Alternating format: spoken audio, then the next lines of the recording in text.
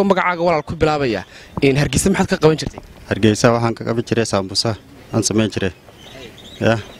meesha la yiraahdo Almadina halkaas aan sambusa ka sameyn jiray in adigoo ka shaqeysta halkaas maxaa ka soo keenay imika waxa ii soo kaxay dhibaatadii imika tibadii ma aragtay Ormadi iyo Soomaalida dagaal oo haga ka bilaabay taasana ka xisay imika in haddii aan adiga wax dhibaato ku soo gaadhin in maxaad uga soo tagtay halkaaga dhibaatadii wili ma soo gaarinay laakiin way soo gaari doontaa fikirkaygu waa sidaa in imika xagad ku socotaad oo xambaartay alaabtaada iyo gogashaadi waxaan u socdaa Ethiopia inaan tago marka ayaa ku qaadaya waxaan qaadaysaa qoladii la yiraahdo migration-ka in adiga ayaa ku soo sheegay halkan migration-ka laga qaadayo oo dadka Ethiopian-ka dib loo celinayo waan garanayaa migration-ka markii hore Charbaan inaan qaaday waan garanayaa